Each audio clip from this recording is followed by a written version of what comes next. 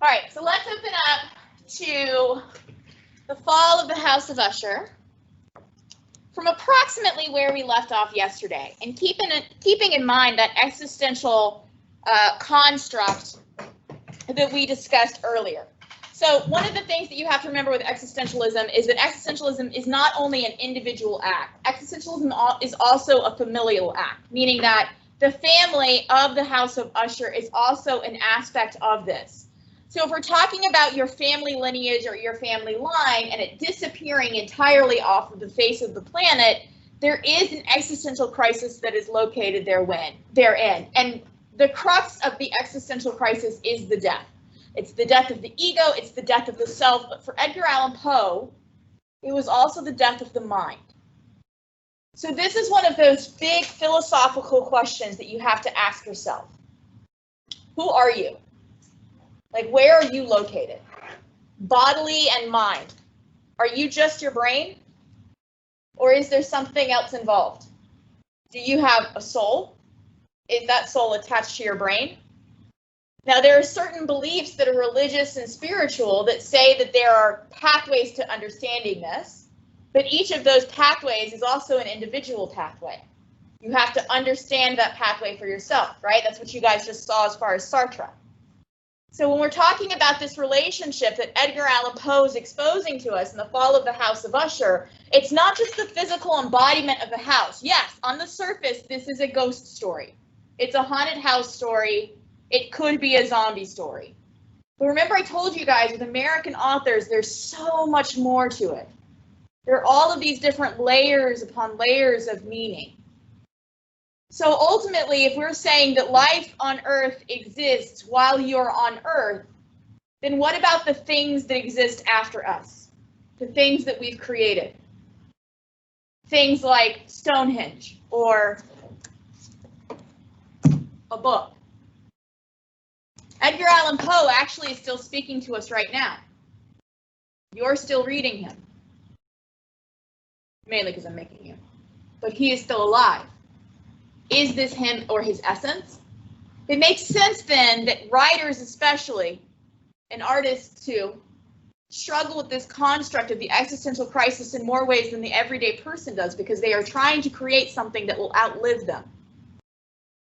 So if we think about the everyday person, the majority of people, the sort of regular way that you overcome the existential crisis is you make a little you. A tiny little you that will live after your death, and maybe you make several little yous. Okay? With The Fall of the House of Usher, Roderick Usher has already told us, does Roderick Usher have a little you? Is there a baby Usher to take over the family name? No. The house itself is falling apart. Will that even outlive Roderick Usher? No. From the outset, we see that there is a crack, there's a fissure. So the things of Roderick Usher and the family of Usher, are they themselves experiencing an existential crisis? And all of these things are being witnessed by our narrator and being recounted by our narrator. So is there an aspect of this great big question of life after death? On its most basic surface, this is a story about someone who may or may not have been buried prematurely. Madeline Usher, maybe she was actually alive when they put her down in that vault. And 7 days later, she got up, somehow made her way out of the vault, came upstairs, and fell upon her brother. Maybe. But ultimately, if it's not true, if it's just fiction, what is the argument that Edgar Allan Poe is making? Remember, we have to understand that fiction especially, while it can be entertaining, for some of you it's boring. It's Friday morning. 8:30, go Hannah, stop yelling at me about Edgar Allan Poe. You still are being manipulated, and it is my job to make you understand the argument that's being presented before you so that you don't just eat it and not pay attention to it, because that would be in bad faith, right? Just heard about bad faith in Kierkegaard, bad faith. So I want you guys to find, and we're just going to count the paragraphs from the end of the poem. So find the poem. Find stanza 6 of the poem, and we're going to count the paragraphs together. So the first paragraph after stanza 6 of the poem begins, I well remember. Move down to the next paragraph. It says, our books, the books which. Move down to the next paragraph. It says, I could not help thinking of the wild ritual. Next paragraph, at the request of Usher. Next paragraph, having deposited our mournful burden. Next paragraph begins, and now some days of bitter grief having elapsed. We are going to begin with the paragraph that says, it was especially upon retiring to bed late in the night of the 7th or 8th day. Are you with me? Remember, we went over this particular paragraph and we talked about the incubus yesterday, right? And we talked about circadian rhythms, right? Yes? Did we? I teach this 4 times a day, so sometimes I forget what I told you guys. Did we talk about incubus sitting on your chest? Yes? Okay. And you guys understand that this is a natural rhythm, that we actually still do this because it's the sun that dictates us to do this, yes? Okay, so let's begin there. It was especially upon retiring to bed late in the night of the 7th or the 8th day, after placing of the Lady Madeline within the dungeon, that I experienced the full power of such feelings. Sleep came not near my couch while the hours waned and waned away. I struggled to reason off the nervousness which had dominion over me. I endeavored to believe that much, if not all, what I felt was due to the bewildering influence of the gloomy furniture of the room, of the dark and tattered draperies which, tortured into motion by the breath of the rising tempest, swayed fitfully to and fro upon the walls and rustled uneasily about the decorations of the bed. Remember, if this is in first-person narration, we are hearing our narrator struggle with reality.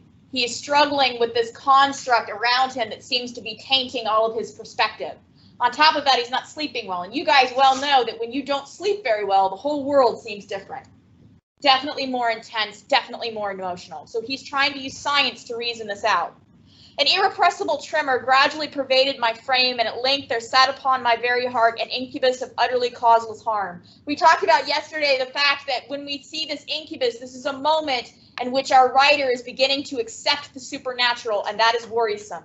Shaking this off with a gasp and a struggle, I uplifted myself upon the pillows, and peering earnestly with intense darkness of the chamber, I hearkened, I know not why, except that an instinctive spirit prompted me to certain low and indefinite sounds which came through the pauses of the storm at long intervals. I knew not when. So remember, he's hearing the of something knocking below. Overpowered by an intense sentiment of horror, unaccountable yet unendurable, I threw on my clothes with haste, for I felt that I should sleep no more during the night, and I endeavored to arouse myself from the pitiable condition into which I had fallen by pacing rapidly to and fro and through the apartment. I had taken but few turns in this manner when the light step of the adjoining staircase arrested my attention. I presently recognized it as that of Usher. In an instant afterward, he rapped with gentle touch at my door and entered bearing a lamp. His countenance was, as usual, cadaverously wan, but moreover, there was a species of mad hilarity in his eyes. So now Usher himself, Roderick, is being compared to a body, cadaver, as evidently restrained hysteria in his whole demeanor. His air appalled me, but anything was preferable to the solitude which I had so long endured, and I had even welcomed his presence as a relief. And you have not seen it, he said abruptly, after having stared about him for some moments in silence. You have not seen it, but stay, you shall. Thus speaking, and having carefully shaded his lamp, he hurried to one of the casements and threw it freely open to the storm. So remember, I told you guys yesterday, and in Shakespeare and in Edgar Allan Poe, whenever there is a storm, we are getting towards the climax of the story. We are building tension. Bad stuff is happening. The impetuous fury of the entering gust, meaning the wind itself, lifted us from our feet. It was indeed a tempestuous yet sternly beautiful night, and one wildly singular in its terror and its beauty. A whirlwind had apparently collected its force in our vicinity, for there were frequent and violent alterations in the direction of the wind, and the exceeding density of the clouds which hung so low as to press upon the turrets of the house. So that mist, remember, is rising up from the swamp, but also now the clouds are pressing low upon the top of the house. Did not prevent our perceiving the lifelike velocity with which they flew, careening from all points against each other. So the clouds are flying around the sky without passing away into the distance. I say that even their exceeding density did not prevent our perceiving this, yet we had no glimpse of the moon or the stars, nor was there any flashing forth of the lightning. But this under surfaces of the huge masses of the agitated vapor, so the vapor itself is beginning to glow, as well as the terrestrial objects distinctly visible, the gaseous exhalation which hung about the enshrouded mansion. So now we've got the glowing gas. Remember, Roderick Usher yesterday said, he told our narrator, I think that the house is alive. I think that the mist and the fungi and the stones of the house is alive. And I think that ultimately is what is haunting me and making me go insane. And I think it's what killed my sister. You shall not behold this, said I, shuddering to Usher as I led him with a gentle violence. Gentle violence, that's a paradox, right? If you're being gentle with someone, you can't be violent with them. If you are violent with someone, you can't be gentle. So that idea of a paradox, that's duality. That is a very romantic notion that opposites can exist simultaneously and not compete for meaning. If I say that I pushed someone with gentle violence, does that make sense? Absolutely, of course it does, but it doesn't seem like it should because those are two opposites that are existing. From the window to a seat. These appearances which bewilder you are merely electrical phenomena, not uncommon, or it may be that they leave their ghastly origin in the rank of the miasma of the tarn. Gosh, that's a complicated sentence. All he's saying is that you shouldn't look at this. You're freaking yourself out because you're looking at the reflections of the things, not the actual things. Remind me, and I'll tell you guys about Plato's allegory of the cave, because that is a direct reference to Plato's allegory of the cave. You guys know who Plato is, right? Socrates, Aristotle, Plato, Alexander the Great. Any of these names ring a bell? Oh dear, we have some work to do. That's okay. We'll do some work. Let us close this casement. The air is chilling and dangerous to your frame. Here is one of your favorite romances I will read, and you shall listen, so we will pass away this terrible night together. Now, in this particular part of the story, we hear this long, drawn-out aspect of the mad tryst of Sir Lancelot of Canning, right? And we can read that paragraph or we can skip that paragraph. If you are an Edgar Allan Poe scholar, you should read that paragraph. That's very important. Whenever we have an author that relates to some aspect of a book, there's a reason they put it in there, but we're not gonna because we have time. We don't have time. So move down to the next paragraph where it says, I had arrived at that well-known portion of the story. Are you with me? I had arrived at that well-known portion of the story where Ethelred, the hero of the tryst, having sought in vain for a peaceable admission into the dwelling of the hermit, proceeds to make good an entrance by force. So to give you some idea, this story is about a knight, and the knight is trying to get into a passageway, and there's a monster there, and he's trying to get through by force. So he's trying to force his way through. Here it will be remembered, the words of the narrative ran thus. And Ethelred, who was by nature a doughy heart and who was now mighty withal, an account of powerfulness of the wine which he had drunken, waited to no longer hold parley with the hermit who, in sooth, was obstinate and maliceful in turn, but feeling the rain upon his shoulders and fearing the rising of the tempest, uplifted his mace outright and with blows made quickly room in the plankings of the door for his gauntleted hand. And now pulling therewith sturdily, he so cracked and ripped and tore all asunder the noise of the dry and hollow-sounding wood, alarummed and reverberated throughout the forest.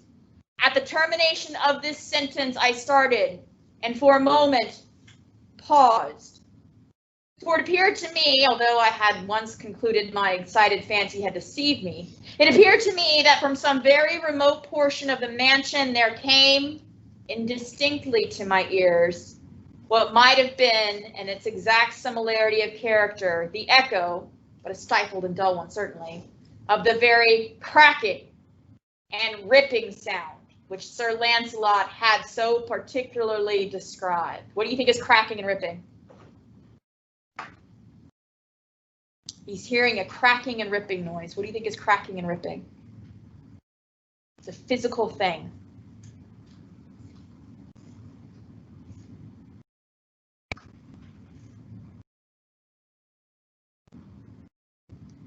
There's a storm raging outside. There's something pounding below them.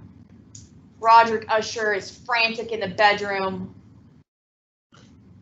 Our narrator's trying to calm him down, and something is cracking and ripping. Could be a sister escaping. The house. Could be the house. Could it be our narrator's mind? Be all of those things, right? But we don't know. Why don't we know? Because this is told from first person point of view, and all we have is our narrator's understanding of the situation. Do you see why first person point of view is very important to the overall theme of this story? If we're talking about the descent into madness and the person who's telling us the story could potentially be a madman, see why it's important? All right, let's continue.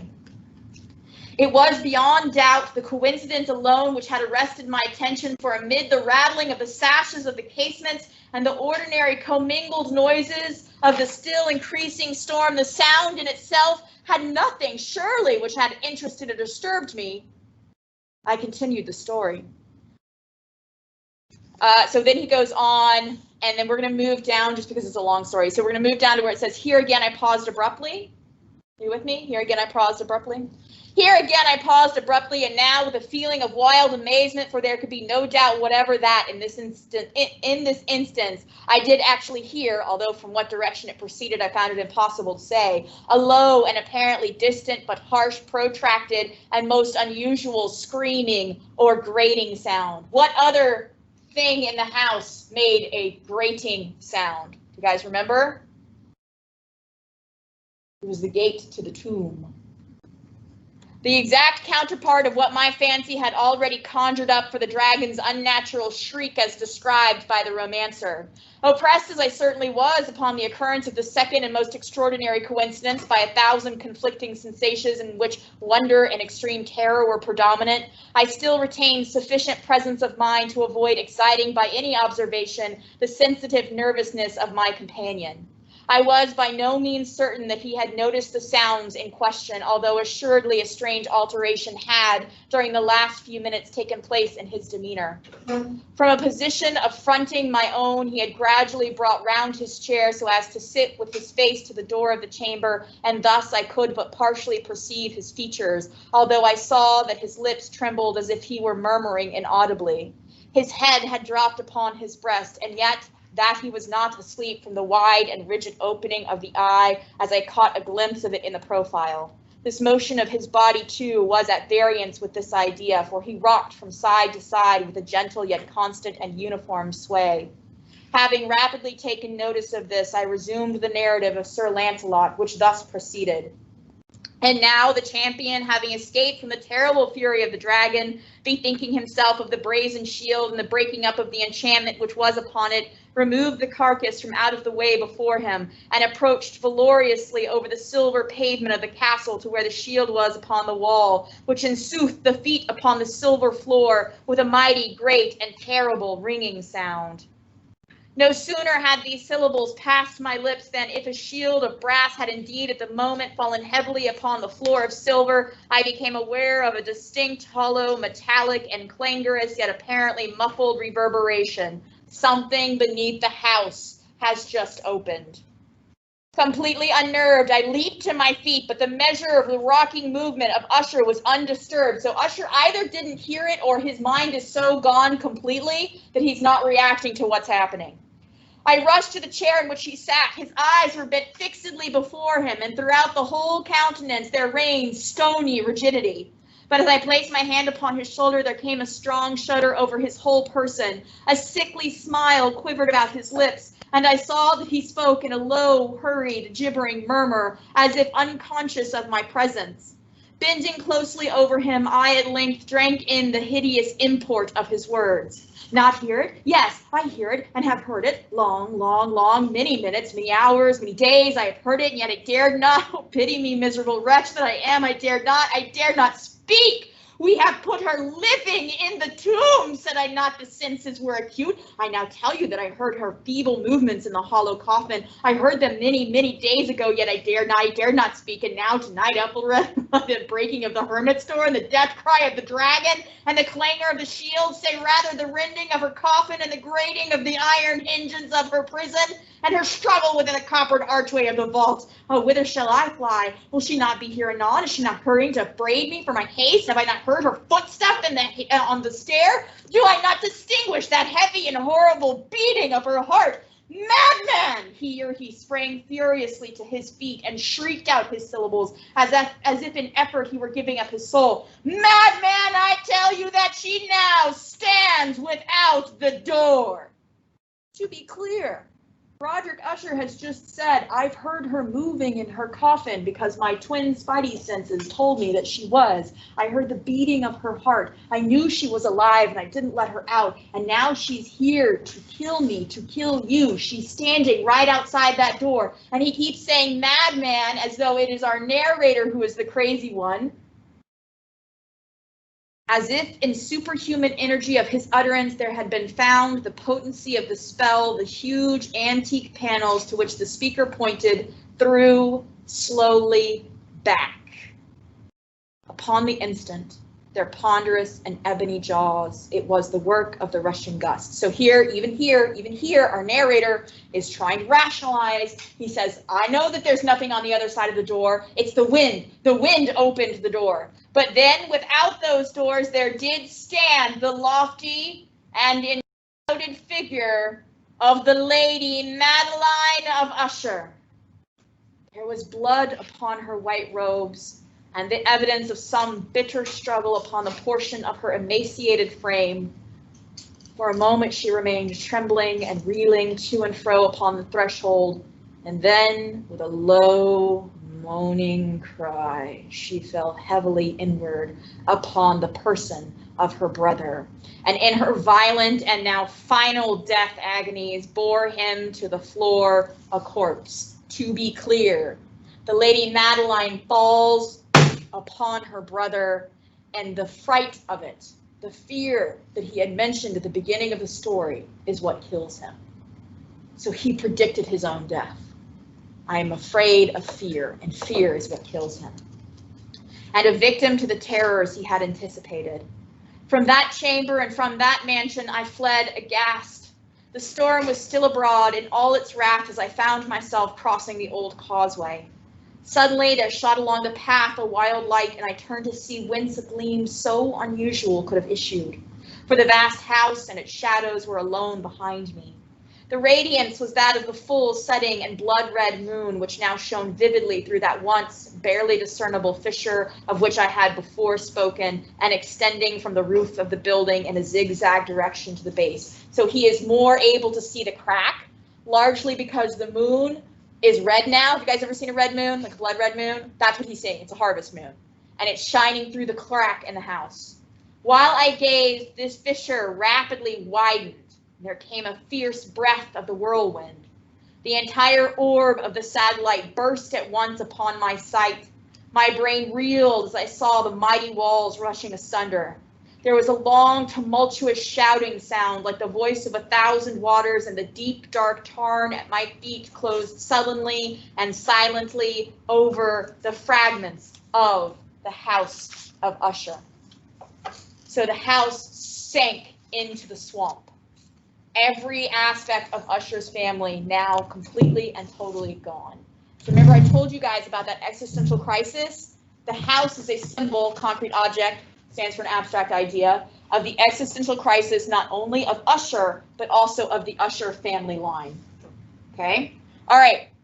You guys have the remainder of the class period, about 15 minutes or so. Work on your literary term sheet. Remember that is due today. You guys are going to use that to study. When is your test? Your test is on Monday, indeed. All right, so you got the remainder of the period to do it. Get to work.